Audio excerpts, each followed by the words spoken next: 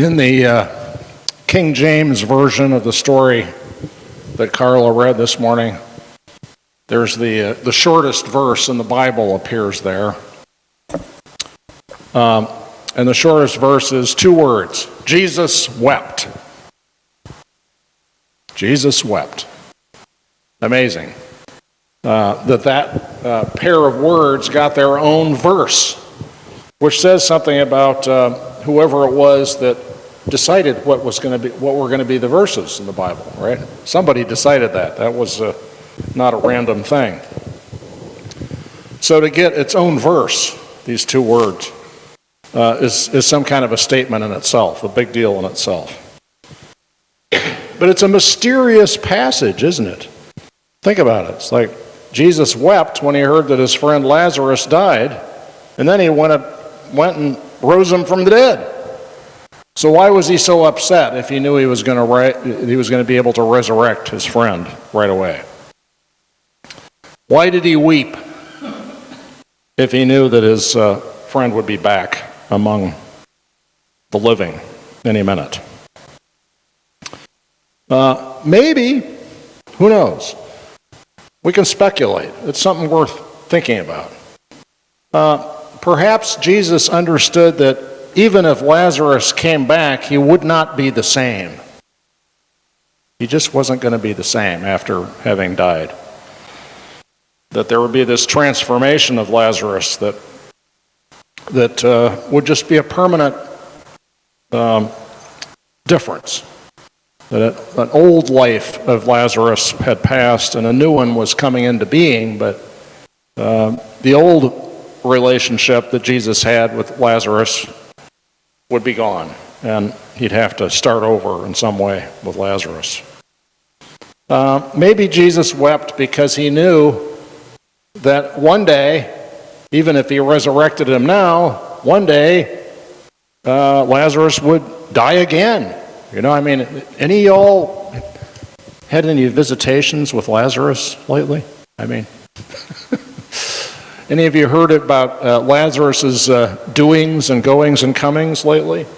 No, it appears that we can extrapolate from the New Testament and its lack of any reference to Lazarus living on beyond his natural life span. We can assume that he died again. And perhaps Jesus knew that in this experience, and that brought him deep sadness. Jesus wept with grief when his buddy Lazarus died, but crying and sobbing obviously are not the only ways that grief expresses itself through us. Sadness, of course, but also numbness. Anybody had that experience? Just somebody that matters to you a lot passes, and you're just kind of shocked at yourself for not feeling anything, like just numb, flatline. You think, oh, I should be grieving. You know, actually, numbness is part of grief. It's normal. It is one of the ways that grief reveals itself. So numbness can be a sign and a practice, even, you might say, of grief. Also, laughter bubbles up. Sometimes people are embarrassed to be laughing after someone's died, but that's part of grief too. Remembering the good times, remembering the ironies, the outrageous stuff that happened with this person in your life. Laughter, very much part of the grieving experience. Anger, that's part of grief too. It's a passage in the flow of grief. It's one of the passages. Anger that they've left us. Sometimes we get just ticked off at people who up and died on us, you know, as if it was a personal attack against us to die, which seems outrageous, but that's a natural feeling that we have. This part, you know, how dare you leave me when I loved you so much and you were so important to me. Anger at the universe, anger at God for letting this happen, anger at cancer. You've all seen the angry T-shirts, you know, against cancer, and so on. Anger at heart disease or whatever else it is that afflicts us. So the fact that grief takes so many different, seemingly incompatible expressions and emotions, that itself makes it special, doesn't it? Grief is not one emotion or experience. It is the totality of experience, all wrapped up in one. Grief is life, yeah? It's about the totality of life, of our own lives and of the lives of the people that matter to us who have died or left our midst. Grief is love. Grief is love. And love is God. So grief is divine.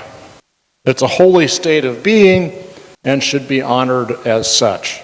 You know, there are a lot of cultures, traditional cultures in the world, make a big deal about that, right? A lot of more traditional cultures of Europe, when usually the woman is widowed, she puts on black for the rest of her life as a sign of her grief. And that's a sacred state. It's a respected state. And the experience of grief has rituals built around it that people respect. I think the Jewish tradition of the Yahrzeit, the year time, after a year to the day that a person passes, is a big deal, a time of remembrance, and a beautiful tradition of grief. Honoring grief, making room for it, space and time for it. For ourselves and others, we need to respect this process. Because grief takes its own time. It's not like, oh, well, you've grieved long enough, time's up. That is not the way grief works, right? There's no time's up on it. It could last for a short time in terms of its intensity, or it could be intense for a long time. It's not something to get over, you know? Grief is not something we get over. Grief is something to go through, all the way through, on its terms and nobody else's terms. So grief is love, it's valuable, it's to be treasured, it's to be nurtured, it is to be respected, it is to be given room and time to work its way through us and others. This subject, of course, is kind of raw and real for me right now, as I know it is for many of you. I have been shedding a lot of tears lately, having lost my dad, my brother, and my best friend, and just within a few months of each other. And one way that grief is showing up for me is that I'm being haunted by them. Haunted. And being haunted is actually a good thing, right? We think Halloween, haunted houses, spooky, weird, all that. I'm talking about being haunted as a good thing, as a healthy aspect and feature of grief. I had a wonderful dream in which my dad came back to haunt me just about a week ago. It was a terrific dream. He and I were in the dream, we're walking in this big dusty lot full of tables where people were doing arty stuff and being creative. And the sun was shining, and it was a hot day. And me and the old man just had our arms around each other's shoulders, and we're walking through this scene with big grins on our faces, looking at each other like, hey, this is fun, this is cool. Oh, it was the best dream. Give me more of that kind of haunting. I needed that visit with my old man. It was perfect. Very often lately I find myself visualizing my brother, just seeing him kind of in my mind's eye, having this strong visual of him. Just there, not saying anything or doing anything, just present. And then also the last week and a half since my best friend passed, I keep expecting to get texts from him or emails telling me about the latest book that he's read or some passage from it. And I keep having this urge to send him stuff. And like, hits me at least a couple times a day. And I'm grateful for this haunting that I'm experiencing. Anybody else here haunted? Oh, yeah. Hold on, I'm going to... My father and I had a complicated relationship, and about a month after he died, he came back in a dream and told me how much he loved me, and I really needed that. It's just... that was great. Right. Yeah, that's good haunting. You got haunted. Anybody else? Yes, Calvin.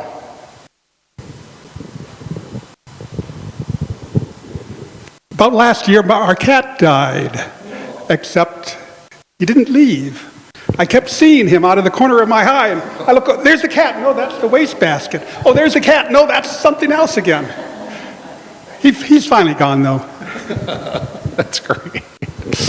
But it's real, yeah.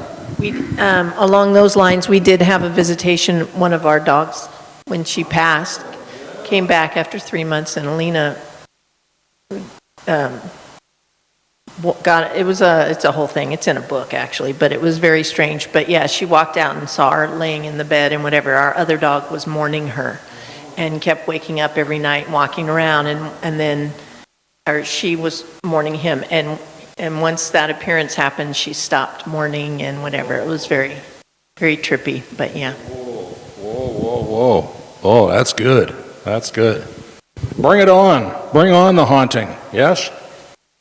Because that experience keeps our connection alive with these people and beings that are so precious to us. It's a kind of resurrection, yeah? A life beyond death. As we keep those who have passed vivid in our dreams and our imaginations. Maybe that's what the story of Jesus and Lazarus was all about, right? That Lazarus was raised when Jesus wept. Lazarus was raised when Jesus wept. Jesus' tears brought Lazarus to life within him. That's a way of thinking about our tears when we grieve. That they are the life of that person coming out of us, resurrecting, popping out of us. That's life, the life of this other person within us, coming through us. So grief is precious. Our souls need grief to run its natural course through us, and we through it. A grief carefully and fully observed makes us more alive, more loving, more spiritually available to ourselves and others. It's a paradox, yes, it's an irony that sadness at the passing of someone actually brings us more to life, but in fact it does. It does. And their lives, in our lives, make us more alive. Of course, we grieve other things too, besides the death of those that matter to us. We grieve the loss of relationships that end for whatever reason. We grieve the end of our jobs. We got some retirees in the group here shortly about to retire, and there's going to be some grief, yeah? Or not?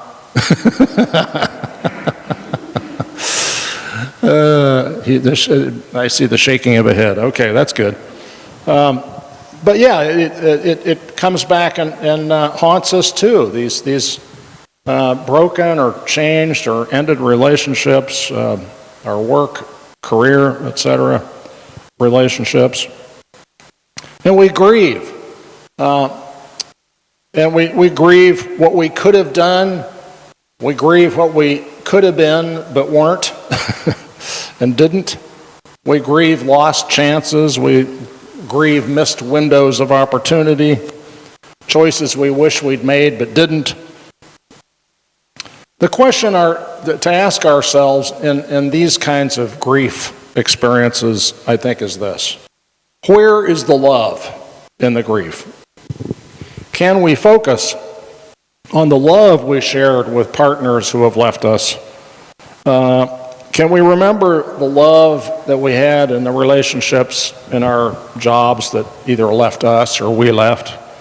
Can we go back to the loving relationships in those situations? Relationships end, but love is forever. It's always there within us, if we let it haunt us in a healthy way. Now, when we get stuck in anger, anger is part of grief, but it's only part of it, and we don't want to get stuck there. Grief draws us onward through anger and past it, as we talked about last week. Resentments. Don't let the sun go down on your anger. Anger and grief is natural, normal, necessary even, but we need to let grief continue its work in us and let us move on from the anger so that we can go into a deeper and fuller love. So grief is a gift. And to end my words today, I'm going to end with a poem I wrote, a little poem about grief's gift. A prayer. Thank you, God, for love I've lost, for love is worth the pain it cost, for giving me this heart to feel the gift of grief that you reveal. Amen. Join in song.